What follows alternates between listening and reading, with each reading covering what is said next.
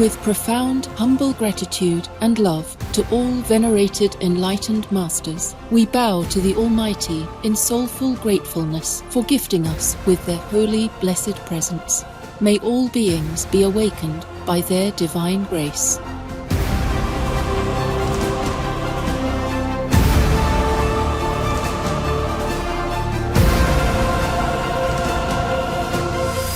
Etc. He loves puzzles a lot. When I come out with a puzzle, I can see he gets really nervous and he can't wait to start. He comes to my terrace every day. As soon as I come outside, he appears within a few seconds.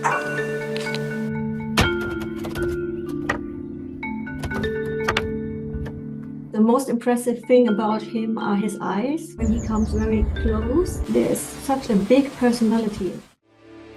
Upon hearing the beggar mention Yalang Monastery and Lama Shakya Kilsan, a surge of profound faith ignited within Nangsa, and tears welled up in her eyes.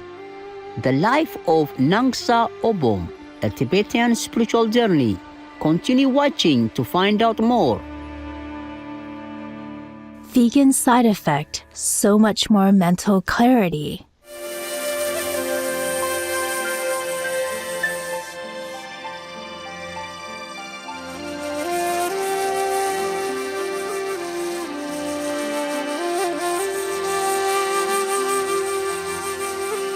When meeting up with your Monpa friends, you may hear Tashi Delek, a Tibetan greeting which can be translated to blessings and good luck.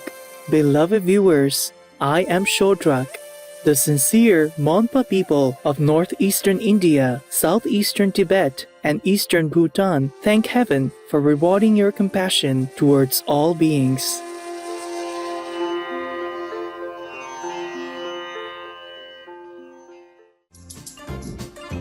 No. Push. Push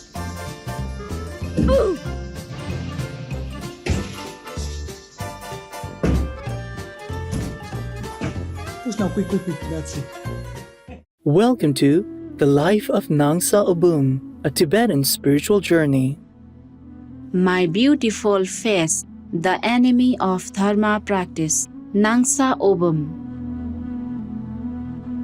The life of Nangsa Obum exemplified hardship and her courage and unceasing efforts in pursuing the Dharma, leading a life devoted to self-liberation and helping others, made her a legend of her time. Nangsa Obum's life story was transformed into an operatic narrative by the verses of early minstrels in Tibet who sang her tale while journeying from place to place. Born to a wealthy Tibetan family, Nangsa Obum lived in the village of Zangpi Gurnangpa in Gyantse, west of Lhasa, in the 11th or 12th century. Her parents, Kunzang Deshen and Nangsa Saldon, led a simple and contented life. Though they had accumulated wealth with years of hard work, they were nevertheless childless. Feeling helpless, they prayed day and night to the Bodhisattva Tara, vegan, for a child. Not long after reciting a prayer to the Bodhisattva 100,000 times for heavenly blessings, one night Nangsa Saldon had an amazing dream of a lotus sprouting in her body, and a celestial maiden, or Dakini, appeared, making an offering to this lotus. Bees from all directions gathered to enjoy the nectar of the lotus. Soon after, the prayer was answered with the birth of a beautiful baby girl. According to legend, the baby paid homage to the Bodhisattva Tara when she first sipped her mother's milk. They named her Nangsa Obum, which means one given to earth whose radiance would liberate 100,000 sentient beings. Despite the traditional preference for male children, her parents described her as a daughter better than 1,000 sons.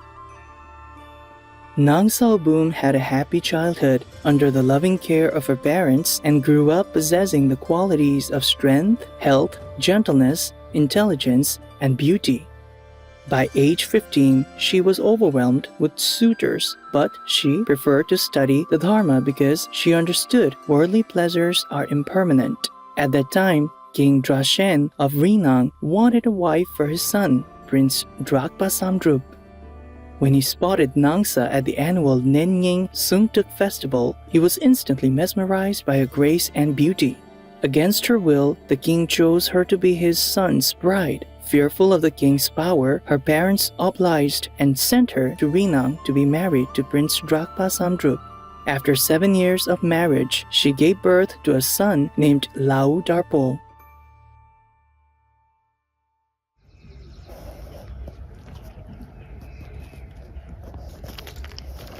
The animal people not fear you in the park? Uh-oh. Hey. My God. It's your hand. You can fly. You just need to rest a little bit. Of course not. You are vegan now.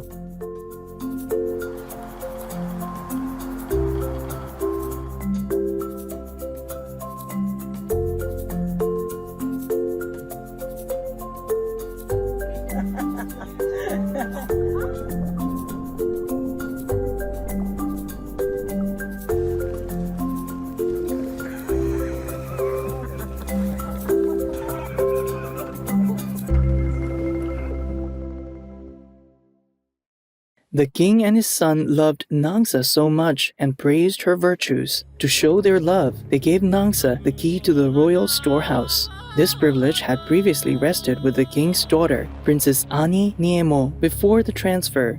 As a result, Princess Ani grew extremely jealous of Nangsa and took every opportunity to discredit her.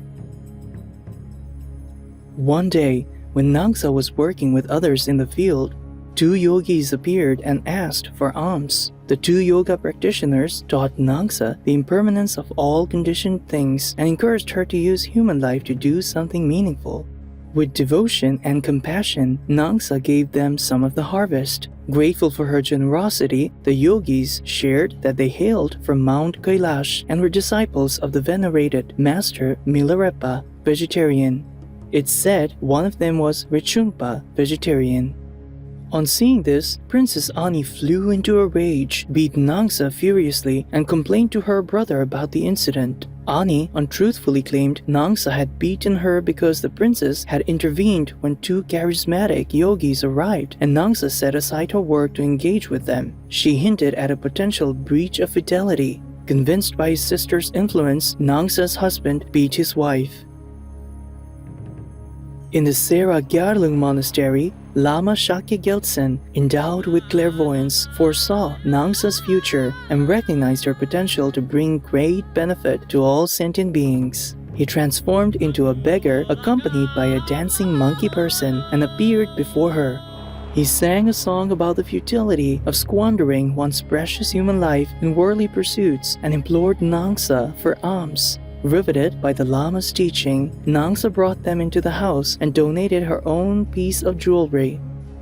Upon hearing the beggar mention Gyalung Monastery and Lama Shakya Gyaltsen, a surge of profound faith ignited within Nangsa and tears welled up in her eyes.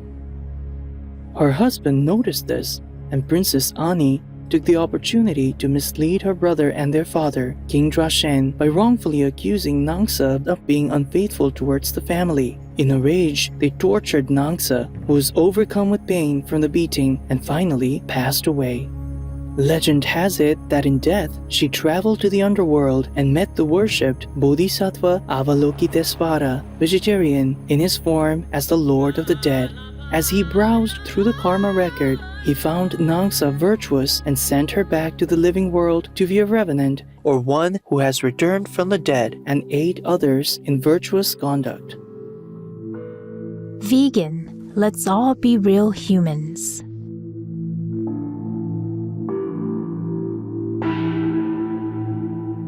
Sincere viewers, let's reflect on the Buddha nature within our hearts.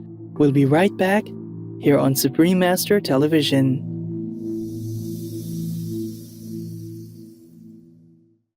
Yes, you are, my beautiful smelly boy. When I'd give him his bottles, he would always hold my fingers. He'd flip on with his little paws. Once he'd finished his bottle, he'd lay back and he'd put his little face on my neck. He was very cuddly, very loving, up until he was not. You can see Mitchell's like, okay, I'm an adult now. Want to be free, I want to be wild. It just showed he's perfectly ready to be released. I had a few things that had smells from home that I placed around Buddy's bunny. as an introduction into, hey, this is yours. It's got a little camera set up on his burrow. I can see that he is living the best wildlife. My big wild boy, yes. My big beautiful wild boy.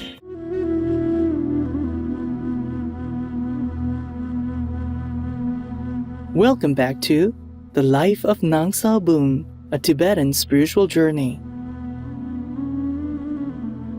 Nangsa revived, seated in contemplation, adorned in a white shroud within a mountainside cave. She offered prayers to the Buddhas and the assembly of Dakinis while unveiling a splendid rainbow in the sky. Nangsa attaining the status of a Dalog, which means people who have died and then returned to life to teach the living how to live their lives. Although she wanted to pursue a spiritual existence after her return to life, her worldly duty towards her young son prevailed upon her to return to the palace. However, her husband noticed her unhappiness. Nangsa replied, I am not unhappy because I lack good food, pretty clothes, or fame in this life. I am not troubled by some illness or disturbance. It is not only that you do not follow the Dharma, but that you do not let me do so either. For this reason, I am dejected. Beautiful chambers, no matter how heavenly, cannot please me. Good food, even if it tastes like nectar, cannot satisfy me. Neither could my family delight me, even were they divine children. Therefore, allow me to follow the Dharma. With her husband's consent, Nangsa returned to her parents' home with her son. Having heard of Nangsa's miraculous return from the dead, many friends and neighbors came to visit her at her parents' house. She took the opportunity to teach them about impermanence, karma, and suffering. Unfortunately, her efforts did not bear fruit and instead angered her parents, who threw her out of the house. The incident strengthened Nangsa's will to renounce the worldly life and dedicate herself to the learning of the Dharma. She started searching for a master. She set out for Sera Gyarlung to look for the hermitage of Lama Shakya Gyaltsen. Though the Lama's disciples turned her away many times, her persistence and sincerity finally won the acceptance of the Lama as his disciple. The Lama initiated Nangsa into the tantric path and transmitted to her detailed instructions on meditation. She studied the Dharma earnestly, practiced meditation, and became accomplished in self-realization within a short period, becoming a great yogini. The most powerful daily prayer for any time and before meditation, which is the order from God, and Supreme Master Ching Hai shares with us by His blessed grace. We humbly worship, praise, thank, obey, and love God Almighty, the Most High, the greatest, for world vegan, world peace, and our soul liberation. We thank, love, praise the only Son of God, who is the ultimate Master for our salvation.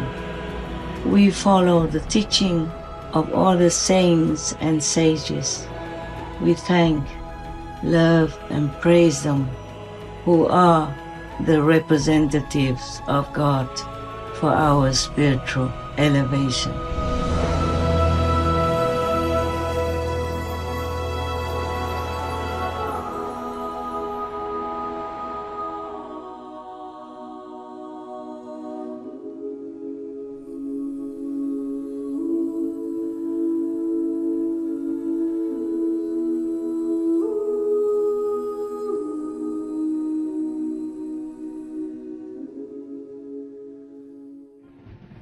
When the king of Renang and Prince Trakpasamdrup learned of Nangsa's discipleship, they launched a furious attack on the monastery.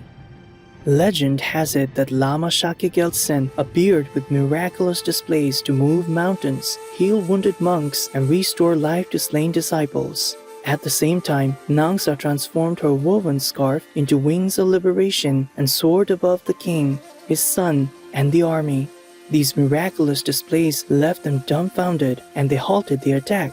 All of them, including Princess Ani Niemo, repented deeply for their wrongdoings and decided to devote themselves to the Dharma.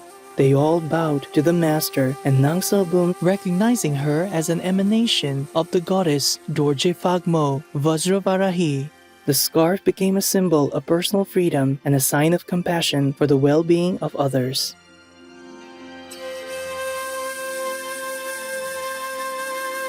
Nangsa Obum's son, Lau Darpo, became the king of Renang after his father and grandfather embraced Buddhism, leading a life devoted to spiritual pursuits guided by the teachings of Nangsa and her master. After Nangsa Obum's passing, she left imprints in her meditation cave in the mountains, which devotees worship to this day. Her life story illustrates some of the obstacles women must overcome on their path to salvation. Nangsa was one of the most famous death returners and became a popular folk heroine. Her inspirational life story was adopted for one of the most well-known Tibetan operas and is continuously performed today, inspiring women and truth seekers to follow their unique spiritual path to liberation, whatever the obstacles.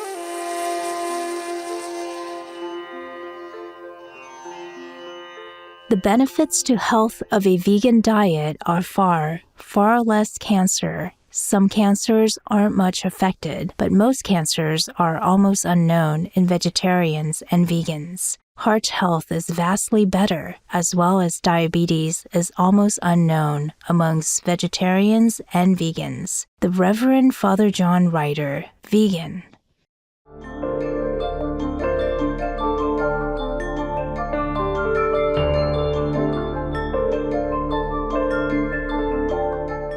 Enlightened viewers, thank you for your company today. Coming up next is The 3 Types of Masters, Part 5 of 5, on Between Master and Disciples, here on Supreme Master Television. May we always be guided by divine truth. Be vegan, make peace, do good deeds, hell not reach. Our programs offer many languages. Please visit suprememastertv.com/schedule and suprememastertv.com/ls. ਸਾਡੇ programme ਪੇਸ਼ ਕਰਦੇ ਹਨ ਅਨੇਕ ਭਾਸ਼ਾਵਾਂ। ਕਿਰਪਾ ਦੇਖੋ suprememastertv.com/schedule ਅਤੇ suprememastertv.com/ls. Also, be sure to follow us on our socials: YouTube, Facebook, Getter, Instagram, LinkedIn, Nico, Pinterest, Reddit, Substack, Telegram, Threads, TikTok, Truth Social, Tumblr, VK, and X, previously known as Twitter, in multiple languages by searching Supreme Master TV.